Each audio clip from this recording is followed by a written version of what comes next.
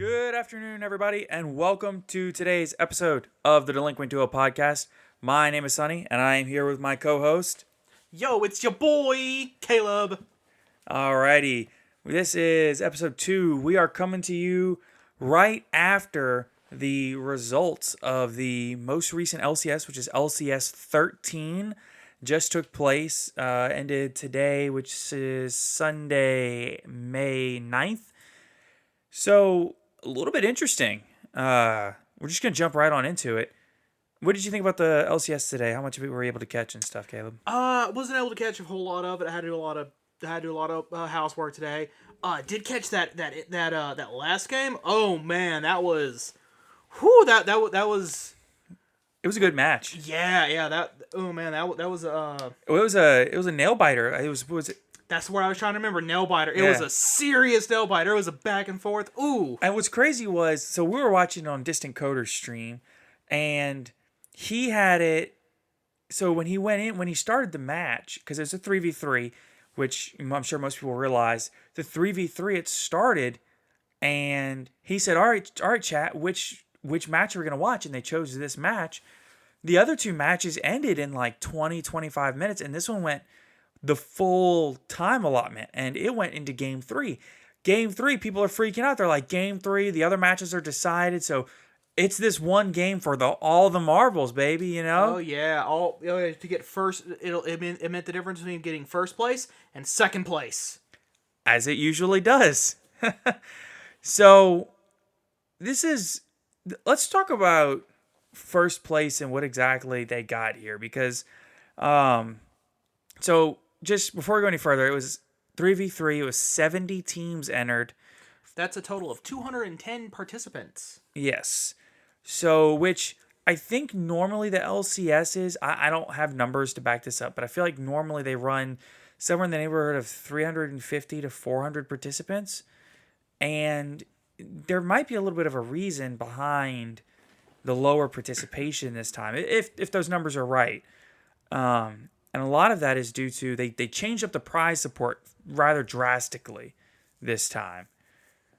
Usually it's first, second, third, all the way through top 8 and maybe even top 16 depending on entry levels. But I think normally through top 8 they do cash prizes, which was always the big draw of an LCS. But this time they decided to do things a bit differently. Oh yes, this time instead, first place would get 15 copies of Pot of Prosperity, which at $85 a piece comes out to about $1,200 if you were to sell off all the copies and didn't keep any. Right, but they also get a case of Ancient Guardians. A whole case. Right. 24 packs per box, that's 12 booster boxes, that's about 288 packs. It's caused some outrage in the community when they transferred to all product, but so I don't know the exact reason that they decided to transfer to all product. But from what I could gather on the Facebook page, there was a lot of people that were upset over what exactly it was that you would get. The prize support upset a lot of people. And so what they did was they arranged a third-party fence to where if you wanted cash instead of product, they couldn't legally, they could not call it a buyout. But what they did instead was the third party, and this was all before the event, it was all listed on their Facebook page exactly how much each would be. If you decided you didn't want the product and you instead wanted the cash, there was a certain number that they would give you for the cash payout, which I don't have it pulled up in front of me. But that's an interesting concept because you can't call it a buyout, but at the same time, I mean, people want money. People don't want the cards. They already have them. Yeah. I mean, if you're going into this already having all the cards, you want the money because then because all the costs of you maybe having to take the day off of work if you have to work normally. End up having to take 2 days if you made it to day 2. Now I'm thinking about that's really the only cost for these since the LCS are all online. Well, there is the entry fee also. Yes, and the entry fee, of course. So it's an interesting change that a lot of people were not happy about. I mean, they a lot of people were saying boycott it, which is that's an interesting extreme to take it to, because this is right now. Obviously, they've got the the extravaganzas and the invitationals and stuff, but this is really the only competitive environment that we have to play in right now. But I've got it pulled up here, some of the representation numbers, um, which is really interesting. I've got top 8 and the full representation. So, That's top 8 teams. well, yeah. So I've got it broken down here on the LCS site. Top 24 players which is top 8 teams. Yeah. So total representation in the entire event was, out of 210 players, 53 are playing Dragon Link. Ooh.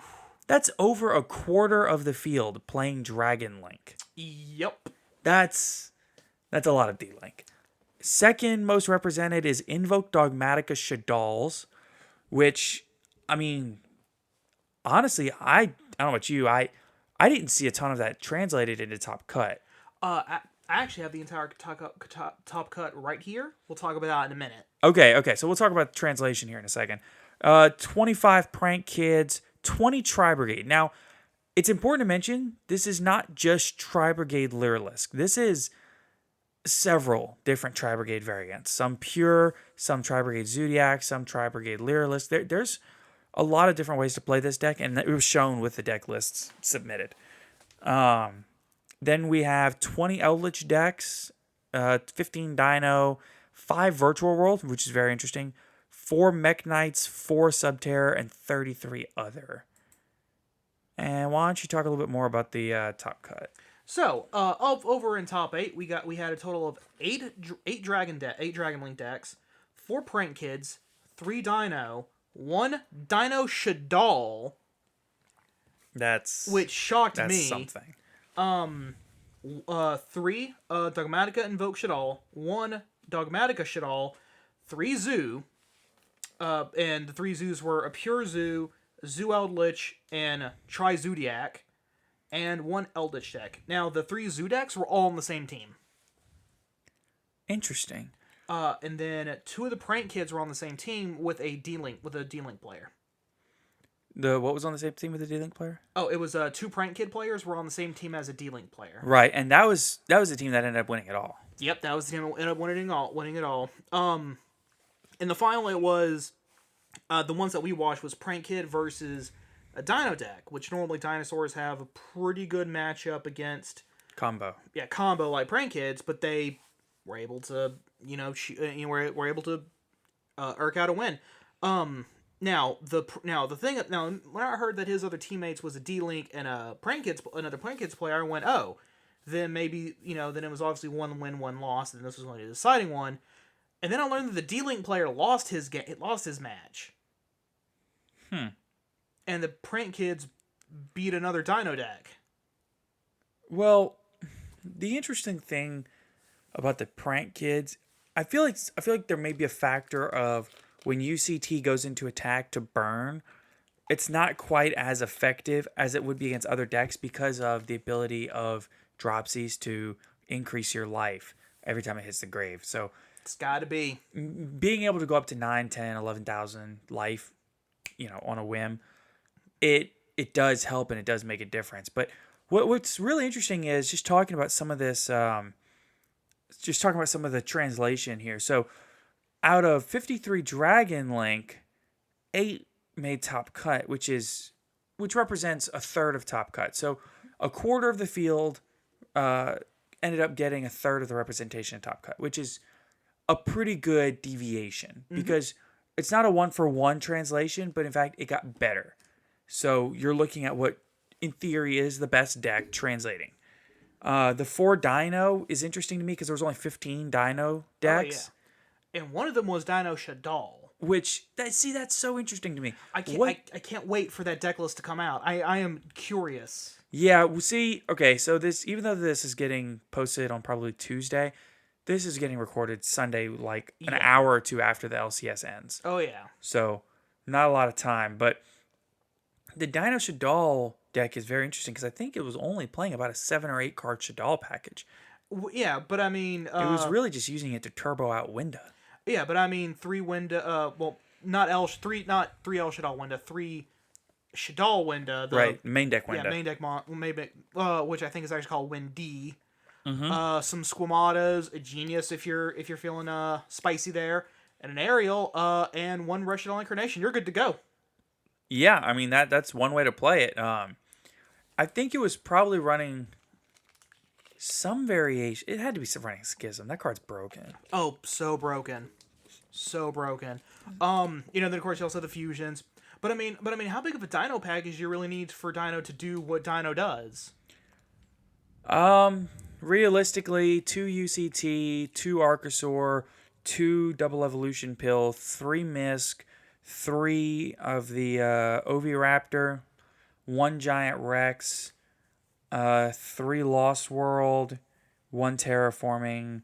That's 18 cards, and and the babies. You need 4 of the babies, so that's Yeah. 22 cards. Yeah. Oh yeah. Yeah. Oh yeah. No. No. Yeah. Oh yeah. No. No. With that's easily fittable with the Shadal package. Well, if you do 22 of those 9 card Shadal engine, that leaves you space for 9 hand traps. Yeah. Oh yeah. Oh yeah. So, I mean, you could tech in a small engine and still run, your Ash Blossoms, your Nibiru's, and, Yeah. Gamma if you're that kind of player. right, whatever you desire.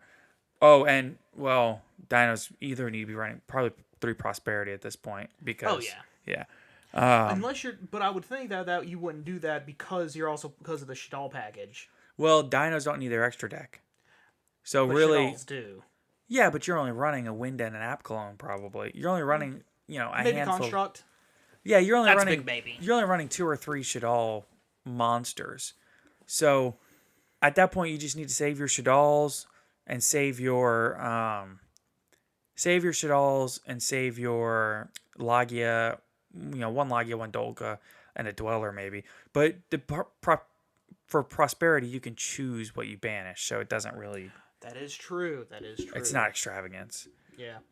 Anyway, then we also had 3 Demonica invoked and 1 Dogmatica invoked Shadal and 1 Dogmatica Shadal. So really, basically, like 4 Dogmatica invoked Shadal variants. variants. Right. So 31, it was the second most played deck. 31 went in, 4 translated. So we're talking about half the dinos went in and the same number translated. Does that really mean that it's the second best deck just because it was the second most represented? Probably not. It was Not to say it's not good, but no, absolutely not. It's a fantastic deck. But if someone was asked what the second best deck in the format right this second is, I would probably say Dino. But we're talking a very close second to something along the lines of maybe Eldritch. yeah, Which, it's so interesting because there are several decks that are tier 1, but Dragon Link is just so far and away the best deck right now. oh yeah. Oh yeah, but I mean, it's just because the oppressive board that it makes. Like, I'm a Dragon Link player. I think it's kind of bullshit and probably needs to take a hit of some kind. But that's a discussion for another time for the moment. So what else do we have in translation here? We've got, so here's an interesting one. There were 25 prank kids in total representation and 3 translated to top cut. Four translated top cut. I'm sorry, 4. My bad. No, you're good. So of the 3, 4, whatever the number is that translated to top cut, 2 of those were in the winning deck. Were in the winning team. Which leads me to believe that if the winning team is 2 double prank kids and 1 Dragon Link, are we just in a combo-centric format right now? I mean, the entire TCG is way more combo centric than the OCG, where it's more control oriented. The TCG has just kind of always been a little more on the combo side. Right. We are 100% in a full combo shenanigans. I think that could be part of why Dino has such a high representation because of its strong combo matchup. Oh, absolutely. And it's just kind of not caring about whatever you got going because I can Break your board every time. just drop a misc. GG. And this is the last thing that I'm going to point out here that is just so interesting. Well, I guess we have two more things to talk about. The main thing that really interests me, though, out of this is 20 Eldritch represented. 20 Eldritch represented in the total breakdown. One. 1.5. Okay, Because well... one of the zoo decks was a zoo lich deck, so 1.5. Okay, 1.5. Well, let's just say 2. Just off of... Just round it up. Give it the credit. There's 2 Eldritch decks out of 24 players in Top Cut. Oh yeah. Does that speak? What does that say? I don't know. I'm thinking that my best guess is that maybe Eldritch is a bad matchup against Prank Kids. I don't know much about that matchup. I know they have a bad matchup against Dino. Because mostly because they don't care. Oh no, you sent my... Well, UCT just kind of bodies. The whole deck. Well, specifically the Golden Lord. Yeah, because it can crash into it even after it has its attack buff. Right. And even then, it can just use its effect, flip it face down, and run it over with its 2800 defense. Right. Because then it loses the attack buff if it gets book-a-moomed. Exactly. I think that Eldritch is a good deck. It's a strong engine. There is a chance it's just too slow. At this point in the meta, absolutely. I can totally see that as a thing. Which for the players that are locals that are all playing Eldritch, this is not to say that the deck itself is bad. No. It's a great deck. I play Eldritch. It's my main. But I don't know that there just aren't better options right now. It's a good, strong deck, and if you play it right, it's going to win games. But every single time we see Dragon Link come out on top.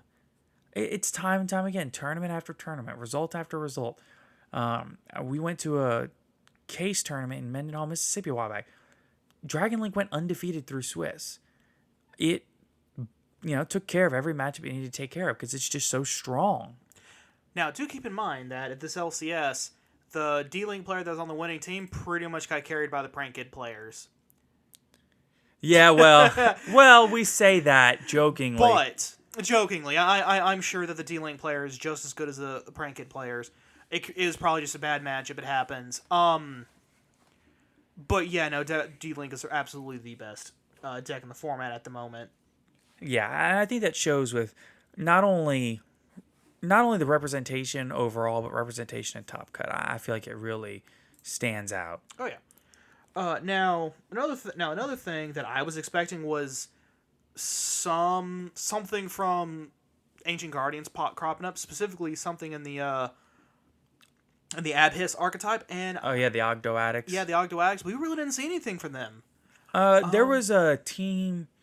I think they got 11th place, so they missed out on Top Cut. Okay. And that was Jesse Cotton, which is 2 or 3 time national champion. He's represented the United States at Worlds or Canada, whatever country at Worlds. The last 3 Worlds, he's very well renowned. And he was playing it, and his team got 11th, but he was playing in. Lord help us all, it was Invoked. Ugh, great.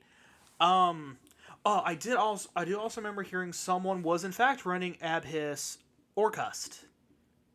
That's interesting. I guess the floatiness makes sense. Oh yeah. And and a couple of big Yugi tubers have already put out videos of Orcust plus the Abhiss, and oh lord, did they float each other. I think part of that is due to the Orcust engine. In the OCG, they have Harpour. Oh, absolutely. And so the first thing people do when a new thing comes out here is they go see how the OCG built it and how the OCG did it. And that's what they did. They did, you know, they used Orchest Ogdoadic. Yeah, they did Orchest Ogdoadic. And over there, the deck did well. I think it was topping a couple of events. But over They, here, without Harpor, it's yeah, just. they have Harpor.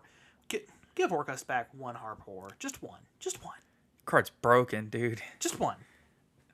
I don't know about that, man. Just one. That might be a discussion for a different day. Yeah. Well, yeah, that's something that can be discussed at a different day. Overall, though, it's an interesting representation. Dragonlink, Dino, Zodiac. The Zodiac was interesting too because of 4 Zodiacs, you have 1 Eldritch, 2 Tri Brigades, and 1 Pure. Out of 20 Zodiacs that, or I'm sorry, is it 20 Zodiacs? So Zodiac isn't even listed in their representation. Oh, that's interesting. So there might have only been 5 or 6 Zodiac players to begin with. Yeah, and 3 of them went completely undefeated in Swiss. 4 of them. That's right. Well, 3 of them went who were on the same team went Right. completely undefeated in Swiss.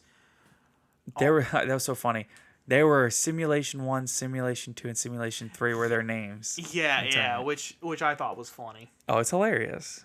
It's interesting to me that these decks are built the way they are, especially the Invoke Dogmatica Shadal decks, because if you look at what that deck is doing, it's all built around, in a way, not entirely, but it's all built around Turbo Winda. Well, it's Turbo Winda and then try to turbo either Makaba or Caligula, preferably both if possible. Which is possible but not likely. Right. It's interesting to me, and really, you're not looking to put Window on the board on your turn. It's more have the Schism set with the ability to put it out. Oh yeah, if you can get access to set the Schism, if you have a Shadal engrave, you have access to Window on your opponent's turn. Pretty much, yeah. It's this is really leading well into our next major topic that we're going to discuss here, which is something that's really been a big issue and a big heated debate within the community here lately, which is, should Shadal Winda be banned? El Shadal Winda, I should say. Yeah. Because a lot of people fall on the fence of Shadal Winda is an oppressive card and it should be banned. I'll be the first to admit I'm on that side of the fence. I think Winda should be banned. I don't like the card. I don't like the design of the card. I don't like that it can't be destroyed by card effects, and it limits you to 1 summon per turn. Meaning, if you can't hit it in that 1 summon and get it gone in that 1 summon, that's all there is to it. It's rough to recover from that. Oh yeah. Now do keep in mind that Winda isn't particularly big. If your opponent summons a Pank, you lose your Winda. They just summon Pank, enter battle phase, swing over. But Pank is a non-searchable one of. That's just one example. Within the meta, there are plenty of outs to Winda bite. Which side of the fence do you fall on here, Caleb? Oh, I absolutely believe that Winda should not be banned. Okay. If they touch Winda, I think at worst it should be limited to 1.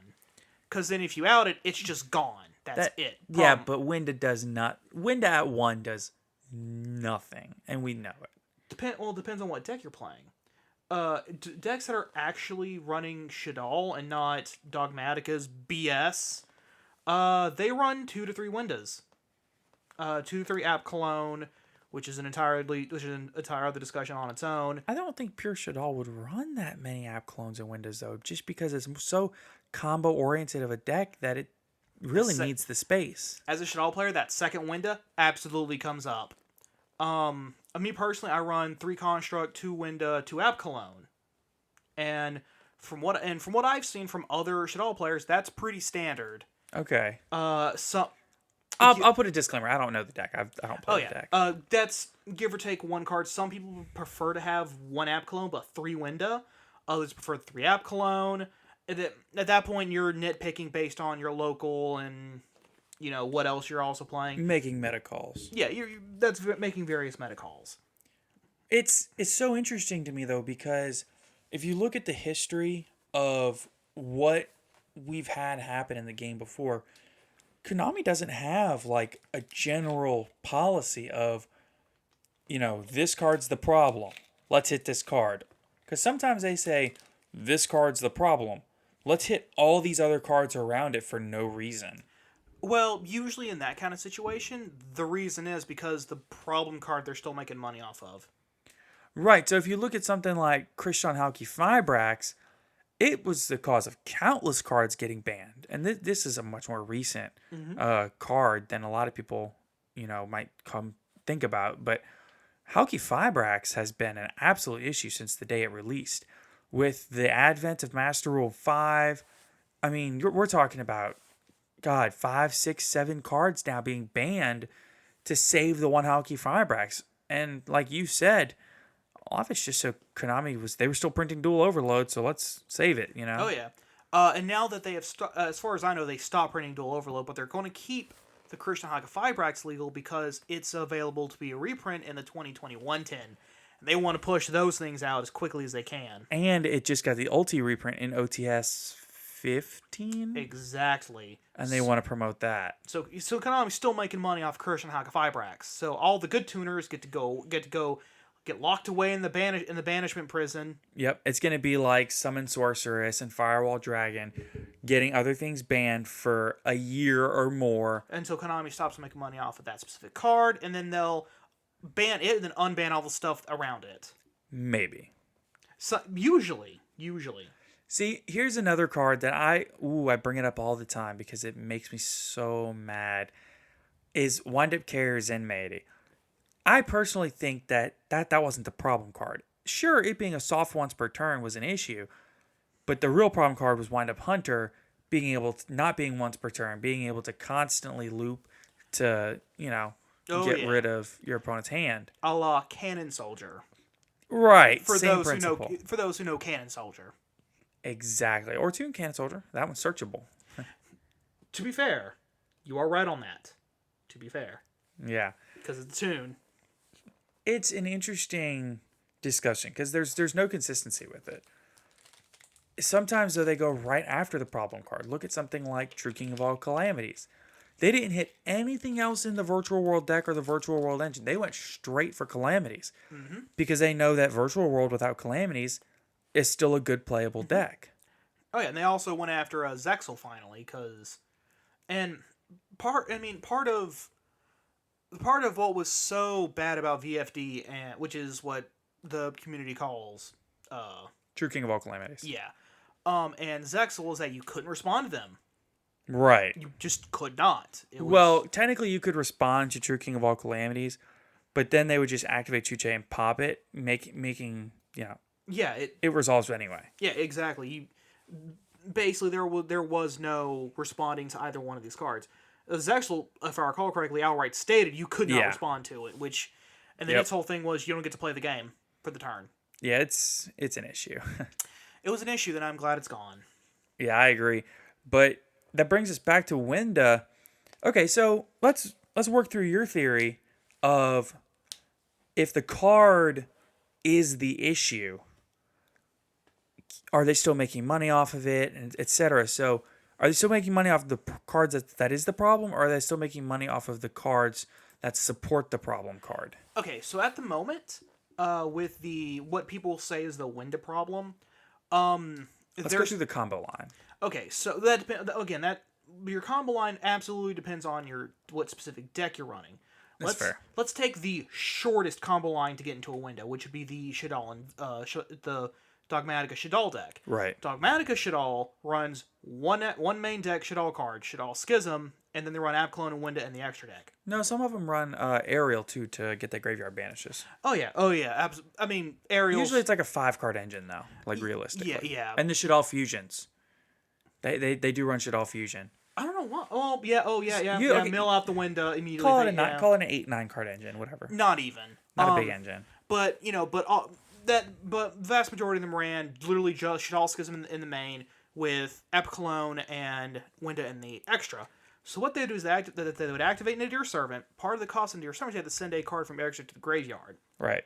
triggering Apkallon's Graveyard effect to search for a Shaddoll card, then you have to discard a card, add Schism to hand, discard a card, whatever. You're already at a +1 off into Dear Servant immediately right there. Set Schism, pass. Schism, for those of you who don't know, Shaddoll Schism, is a continuous trap card that allows you to fuse during the main phase, either main phase, using any monster out of your graveyard to make a Shaddoll monster. Winda requires a Shaddoll monster and a Dark Attribute monster. Apkallon is a Shaddoll monster. If you have any Dark Attribute monster in your graveyard, bam, you got a Winda.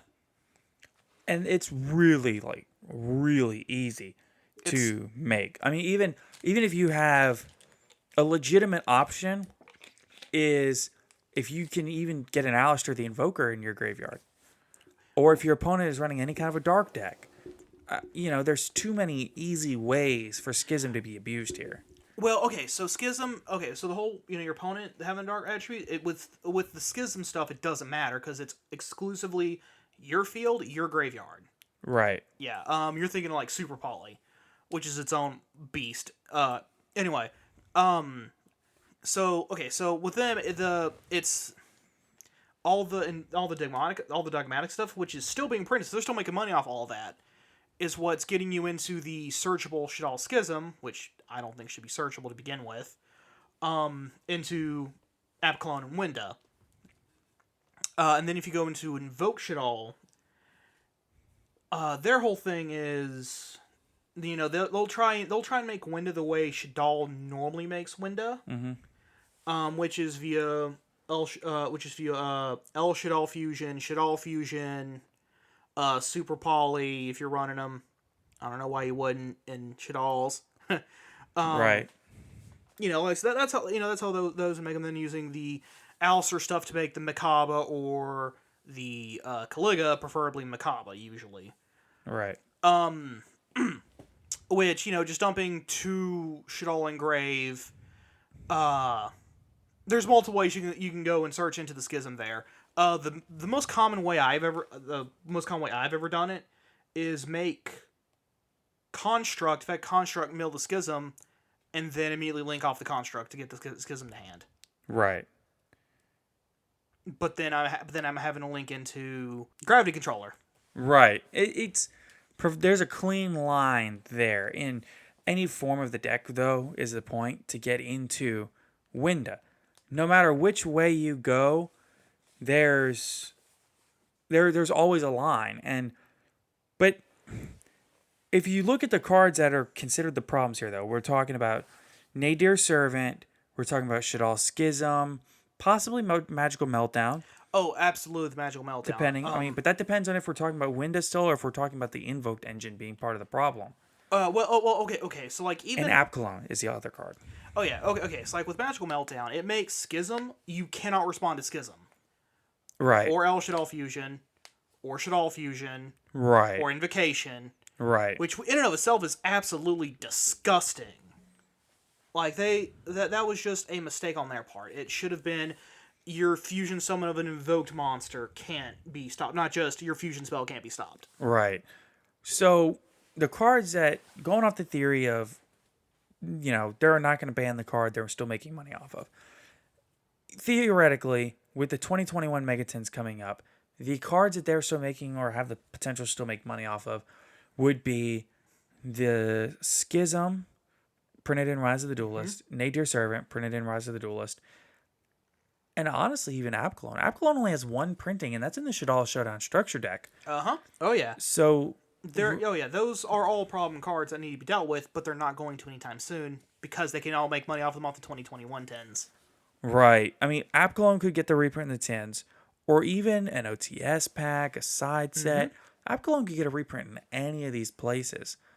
So what we have to wonder is, with all this potential, are they going to hit Winda? Since they're not really making any money off of Winda, it's already got several different rarities, several different printings. Okay, if Konami R&D was going to decide we're going to hit something into this strategy pile of cards, invoked Dogmatica Shaddoll, just this pile, and they're like, okay, here are the problem cards. Whenever you list all the cards that they would hit, that would be Nadir Servant, all the cards you still listed, and Right. Winda. Of those, Winda is the only one they're not looking to make any money off of anytime soon. So Winda would be the one to get hit Right. from a money making standpoint. However, from a game design standpoint, me personally, I think the better option would be, if you're going to touch Winda, limit Winda, ban Schism outright. Like, as a Shadal player, I hate Schism. Well, I mean, you love what it does when you play it, but Not even. I feel dirty after flipping Schism. I think you can even hear it in my voice every single time I flip Schism on you. Just Schism. the crazy part is that I don't think that Schism is an inherently unfair card. I really don't. And the reason for that is because it's been a trap. Not only is it a trap, it's a continuous trap, which means it must be face up on the field to resolve and activate its effect. So the card loses to MST or Cosmic. So what you can do is you can just chain one of those cards to the activation. You can't get the effect off. So the thing I think is that Schism, because it's a trap card being so slow, you have to wait a full turn after it's set to activate it. You have to, all these things. If you look at the other cards on the ban list in the ban section for the traps, Schism is nothing like those cards. I mean, we're talking a list of not even 10 cards, 9 cards. Last turn, that card's broken for a number of different reasons. Return from the different dimension, broken. Royal Oppression, oppressive and broken. Self-destruct button, that is a game issue. That's a tournament issue. It causes ties.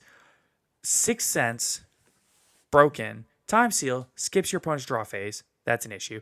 Trap does shoot, infinite hand knowledge. That's a problem. Ultimate Offering, infinite normal summons, an issue. And Vanity's Emptiness, oppressive. These kinds of cards, to me, they don't hold up to Schism. Schism is not in that caliber of card. To get banned as a trap card, you truly have to be an issue, which, don't get me wrong, Schism is an issue, but it has to be the biggest problem card in the format, playable and everything.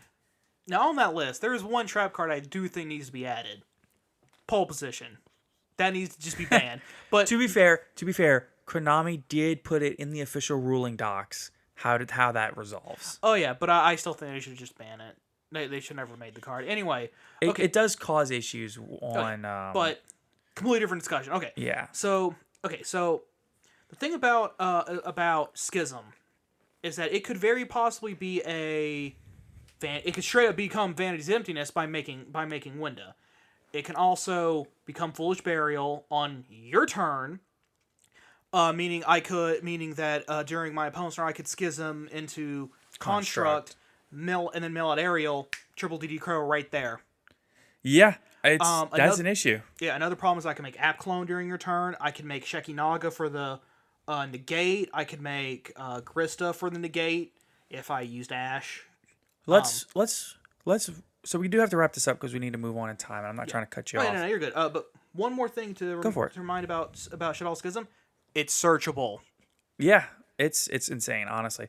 So to wrap this up though, there's a list of about 3 or 4 cards. I'm just gonna hit you with them, and you give your opinion on it, and just rapid fire. Where do you think it should be out on the ban list? Fair enough. Just what hits what forbidden, limited, semi-limited, unlimited. What hits you? Nadir Servant. 1. So limited. Yep. Magical Meltdown. Oh, limited. Alistair the Invoker. 1 or 3. No in between, yeah. No in between, 1 or 3. El Shadal Apkalon. 1 or 3. Winda. 1 or 3. You're not supposed to use an or. You're supposed to just hit Oh with yeah, the actual number. I know. But I mean, if stuff has to get hit, I would put Winda and Apkalon at 1. As That's a fair. Shadal player, by the way. So this is so funny. We went over the show. We typed up all the show notes going into this, and I mentioned, I was like, wow. I said the show notes really lean towards all these reasons they shouldn't ban Winda. And when we were having this discussion, I said Winda should be banned. I said it's hilarious because it's very clear who typed up these show notes. Oh yes, because it was my understanding that Yeah, I would. co-host here would then Yeah, go type yeah. up his own show notes. No, well, it'd be like that. So, what was funny though is, I'm just I read over the show notes. I promise I did, but I somehow missed the part where in 3 or 4 asterisks, giant all caps. However, if Konami was to hit this issue, they'd ban Winda. Oh, absolutely, 100%. All these reasons why they shouldn't, they would definitely ban Winda. Oh, 100%. I know them. Alrighty, let's move on We've into been in something a long else. time This is some recently. news that we just got today, as we're just a few minutes before we read this. Before we started this, the Cyber Style structure deck. Well, the original was Cyber Style. This successor is Cyber Strike in the TCG, I believe. Yeah. Yes, that is correct. And the OCG, it's called in the OCG, the whole point behind the name is that it's the cyber style of dueling, which is what Zane Truesdale used with the cyber dragons, and then he decided I need more power and blah blah blah because Right. he was GX's Kaiba and decided to go the cyber dark style, which is the cyber dark dragons. So this structure deck, they originated it with Cyber Style, which was all Cyber Dragons, and now it's a Cyber Dragon / Cyber Dark structure deck. So the OCG is called Cyber Style Successor. It is the successor to the Cyber Style. Oh, okay. Yeah. The TCG title for it is Cyber Strike. Right. Because So that never got translated into the English version of the manga or the anime. right. So what we really have here is, so the OCG started doing this thing where they retrain all the structure decks, where they retrain the Machina structure deck into the Mechanized Mayhem. They retrain the Dino structure deck and zombies. Right. They've done several. And the one they're doing now is the Cyber Dragon one, which came out, I think, 2016, 2015, something like that. Yeah. And what's really interesting about this, though, is that, like, they didn't do the Dragoonity structure deck here, but they got a Dragoonity structure deck re-release over there. So, but where we're going with this is, we found out some of the reprints that Two in particular. right, so they reprinted them in the OCG, but we still don't know if they're coming to the TCG. We're going to quit beating around the bush. The OCG is getting an Infinite Impermanence reprint and a Lightning Storm reprint. In a structure deck. Yeah. Come on. What is this? You got to be kidding me. What are the odds that we get those here? Oh, 0. 0. It's 0 that we're getting both. Think about how little faith we have in Yu-Gi-Oh! TCG to get this right. I mean We couldn't even get evenly matched.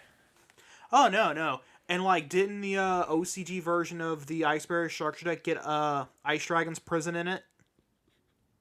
I don't know. It's neither here nor there. We're used to Konami being incredibly hit and miss with the reprints with the structure deck reprints. Going all the way back to Dino right before I met when they released the Master Hyperion structure deck and that Judgment reprint, that Solemn Judgment reprint, and then the Salamangreat structure deck had the Ash Blossom reprint, but then you had the Ice Barrier structure deck, which had what? Ice Dragon Mirror, Trishula. Yeah, this deck. So I'm looking at the card list right now for the Ice Dragon structure deck. It didn't have anything good. Oh yeah, definitely not on the TCG. Fiendish Chain reprint. Ooh. Yeah, that's awesome in 2021. Where I mean, at least Moon Glacia. Yeah, I mean, at least the Gen X Controller. The structure right before the Spirit Charmer structure had Dark Ruler No More and Denko Sekka, which Denko Sekka is still meh, but that Dark Ruler No More was nice. Yeah, but I think that would okay. So which one was supposed to have evenly? Oh, it was the Dragoonity structure deck had evenly. Was it the Dragoonity one? Yeah, in the OCG. In the OCG. Oh, okay. Which instead they just reprint. Which instead what they did with us is all the new Dragoon stuff got shoved into Ghosts from the Past instead of a structure deck. Gross. Yeah. Yeah, I don't like this. That being said, there's also let's see, attachment Cyburn. That one's talking about for like a split second. It has all the stuff of Union Monster, but it itself isn't a Union Monster. So I'll be honest, I'm looking here at the deck list for the Japanese freezing change structure deck. It wasn't really that good either. Oh, okay. They had a stand point corrected. they had a pointer of the Red Lotus, which at the time had not been reprinted yet over Okay. here. So, but that's still not Yeah, that's not that big of a deal. Okay, I stand corrected. well. But the other thing was the Solemn Warning, Evenly Matched, D Barrier, Metaverse, Dark Ruler No More, Twin Twisters, Terraforming. That was the reprints for the Spirit Charmer. So Yeah. they had Dark Ruler and Evenly. We just got Ugh. Dark Ruler. Which is disgusting. Yeah, it's pretty nasty. Especially considering we Crusty. didn't get the evenly matched. We did eventually get a reprint of Ghosts from the Past, but Yeah, there should be. I don't know. It bothers me to no end that the OCG gets all these amazing reprints. And for that matter, they get these cards in different rarities to begin with. some of some of the better cards that are staples over here that are secret, Lightning Storm, and the higher rarity staples over there, I think we're at rare. Yeah, and the thing is, what's really cool is they have a system in the OCG more like Magic the Gathering does here, where if it is printed in a rare over there, it could come in rare, and then it could also come in parallel rare, it could come in astral rare, it could come in all these different rarities, ghost rare, whatever, and we don't really have that over here. Nope. It comes in whatever rarity it comes in. And it just really bothers me to no end that we don't get the benefit of those equal rarities like they do. Oh yeah, no, we get what we get. Right. So that kind of is going to bring us into our last topic here, which is something that's a bit worrying in the community, which is the reports of, and we don't know, we can't really speak too much about this ourselves because our Walmart doesn't have this, but there have been reports of certain Walmarts and Targets which are no longer going to sell trading cards. No Magic, no Poke- Pokemon, right. no Yu-Gi-Oh, which is the big thing on this podcast. Right. And the reason that they're saying this, which Target has been limiting down to a quantity of 2 of whatever you're buying per customer at a time, which is in the interest of keeping scalpers from buying up their entire supply the second they hit the shelves and scalping them online for big bucks.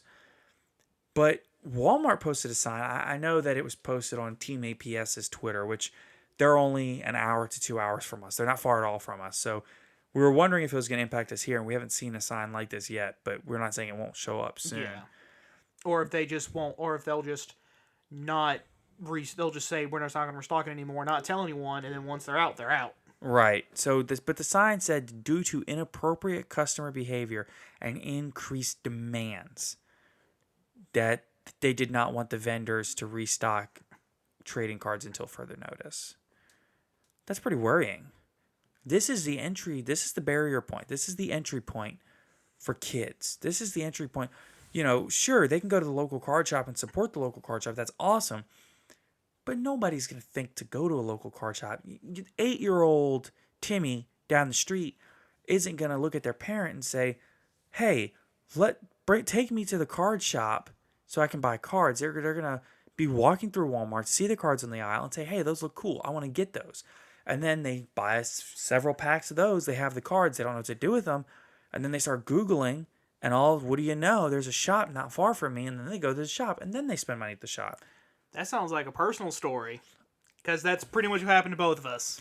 Right, that's another thing. We come from an area where our local card shop, we have 2 shops. We have one that's 55 minutes away, and we have one that's an hour and 20 minutes away. No kid around here is gonna Convince their parents to drive them an hour. Yeah, that's not gonna happen. So for us, this is extremely worrisome. Less for us ourselves, but for the new players. The community. Yeah, the kids, just, you know. It's upsetting. It really is. Yeah, but then something else I didn't like, I understand why they did it, was just the vagueness of inappropriate customer behavior and increased demand. Absolutely. I mean, because the inappropriate customer behavior could be theft, it could just outright being the scalpers themselves. Another possibility is a harassment from people constantly asking if they're getting the new set. Have they got the new set yet? When's the new set coming Right, out? harassing the employees of the store.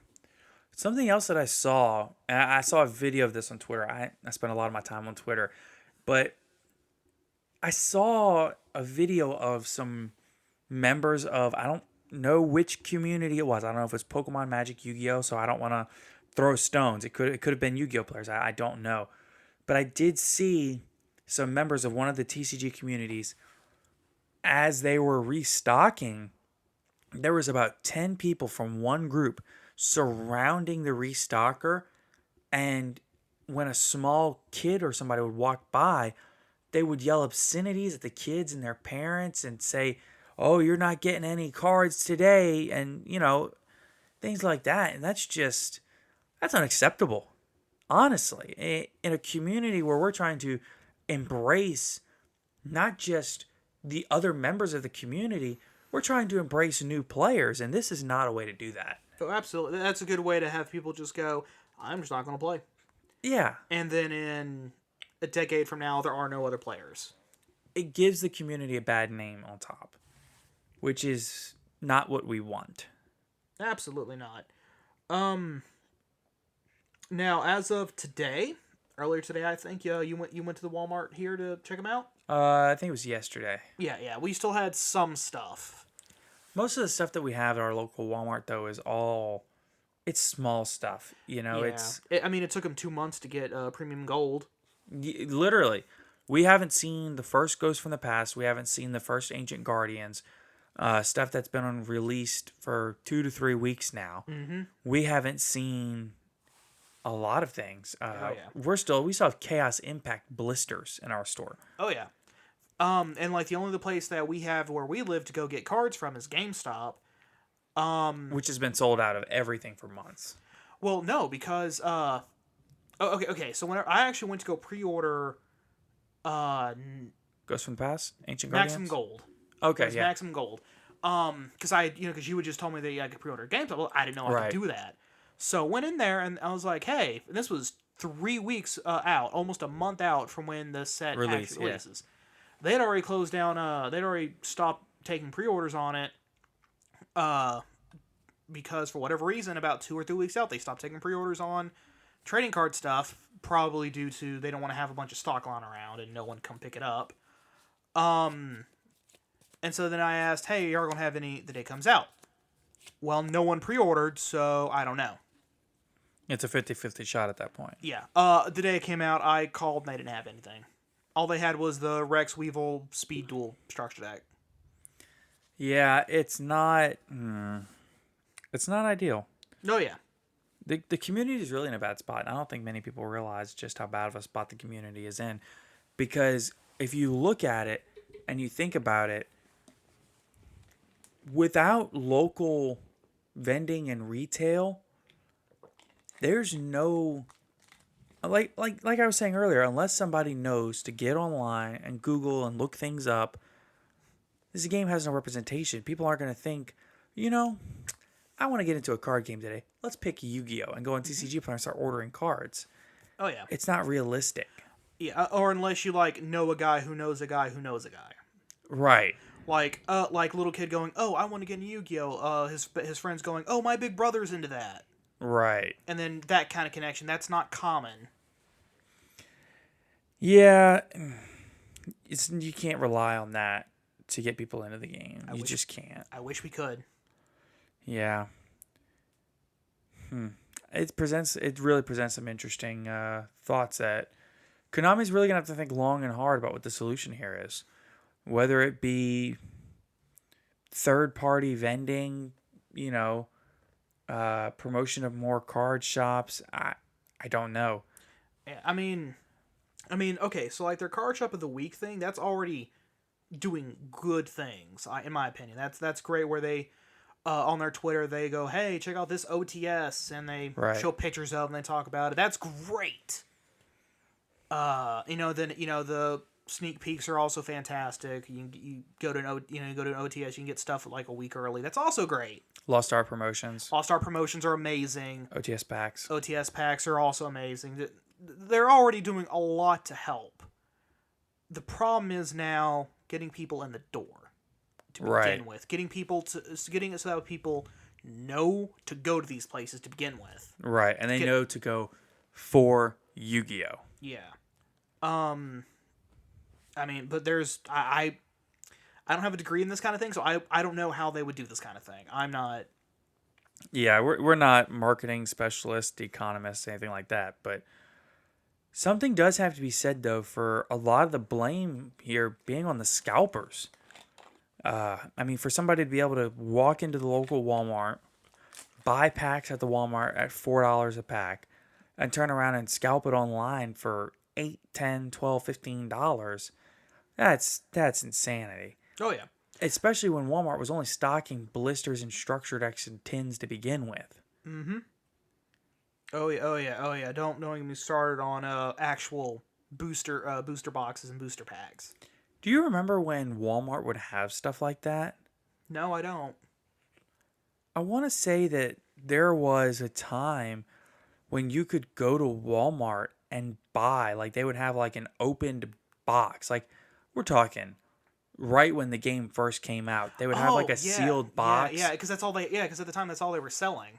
Right, they didn't have, well, I don't know. They might have had sealed blisters, but it wasn't like it is now, and it wasn't until theft really became an issue that they started doing the sealed blisters as an attempt to curb that. But there was a time when you could go in and they would just have an opened box with the packs of cards, and you just grab 5, 8, 10 packs in your hand out of a booster box and walk up and give them to the cashier and scan them and pay for them. So in theory, you could grab an entire box at one time. And then they started differentiating between a retail booster box and a hobby booster box, which went specifically to hobby stores and things like that. And what it did was the hobby booster boxes, the supers and the ultras came as ultimate rares. And the retail ones, it was the rares that came as ultimate rares. So it provided a way that a sense of exclusivity to the ultimate rares, not on top of what they already were. You had to buy stuff at retail, and then you had to buy stuff at hobbies to get these two different rarities, which I think is a great concept. Something that they might think about bringing back. Very, very possibly. First thing I could think of is maybe make a new rarity that's only in hobby shops, and OTSs, something like that. Yeah. Now, we also might be just talking out our rear ends and have no idea what we're talking about. Oh, that is pretty much what it is. Well, but perspective is never a bad thing, though. Absolutely. Just from the common player. Oh, yeah. Bare minimum, it's let's not do that. That's something we didn't think to not do. So now we know to not do it. Yes. Something else that could solve this issue would be, well, I wouldn't say solve an issue, but something else that could help mitigate would be a third part, well, not a third party, but like a first party Konami built online platform to play. Because if you think about it, and not just Duel Links, I really mean a platform to play the real card game in a competitive tournament environment. Somewhere where Konami might run tournaments, something kind of like Magic the Gathering Arena. Exactly. Even Pokemon has something similar, which I think is, Coliseum maybe, something on that line. I don't remember what it's called. But something along those lines. But then another good thing about that sort of thing is because then they can get new rulings out immediately upon a card's release. Right, and not just that, but you also give the ability to take cards to where you don't have to play in person, right? Mm-hmm. You don't have to have the physical cardboard. So if your Walmart doesn't have stock, you just play on the app. Mm-hmm. The only issue is that if you spend a bunch of money on that app for cards you don't have in real life, then it takes away a lot of the benefit of paying that money. So there might need to be some form of kind of like what Pokemon TCG does, where you can buy them in the app, but you can also buy the regular packs and have a little QR code and stuff, which Oh yeah. I guess it hasn't stopped Pokemon from being sold out everywhere. But Oh yeah. I mean, Magic the Gathering also does that. Now something oh, that do Magic, they? yeah, I didn't realize that Arena had oh yeah. that. But now something else that Magic the Gathering the arena has is that okay, so when you put in your QR code or whatever, gives you a pack, you open, you get random cards like you Right. would. You can then take your cards and melt them down into raw materials and use those raw materials to make the card you want. Gives you an avenue to get the cards you want. And then you can also just straight up buy packs. You can actually earn packs too. You can you can do stuff in the game, Challenges and things of that sort. Yeah, and earn. Something else that Konami could also do to let you get the in-game packs if you can't buy the physical product. Right. Well, we hope they do something like that. We hope that they listen to us and take our advice. That would be ideal. Oh, that would be wonderful, but they're not. They're not. In the meantime, thank you everybody for listening. That's pretty much going to wrap us up for today's episode. We want to thank you so much for taking the time to listen to us. We will be coming at you regularly with episodes on Tuesdays and Fridays. Until ban list season, we'll hit you with the emergency pod for the ban list. In the meantime, you can follow us on Spotify, subscribe. You don't have to listen to every episode, just subscribe to us. It'll get us the download anyway. Oh yeah. Subscribe to the podcast. Subscribe to us. We are also on Google Podcasts. We're on Podbean. We're on Anchor. Hopefully, in the next few days, we'll be on Apple Podcasts. Still waiting on them. That's right. Once we get the acceptance and the monetization from all of these platforms, we'll be on everywhere that you want to listen to your podcast. We'll be there. We'll be available. Follow us on Twitter at D_duo_podcast. You can follow me at DatChumley. And Caleb, what's your handle? Oh, I don't have one yet. You don't have a Twitter? Not yet. I thought you had one. Oh, give me just a minute. I'll make one. Okay, we're going to do this live on the air. Oh yeah, give me just a hot second. I thought you were at Jam the Man. Yep, at Jan the Man 17. Jam the Man 17. I completely forgot I made one. Oh man. Well, listen, the point is we're here. We're here on all platforms. Follow us on wherever you can. And we're going to do our best to always be bringing you the best content that we can bring you. Until the next one, thank you. Have a good day. You have a great one, guys. Woo!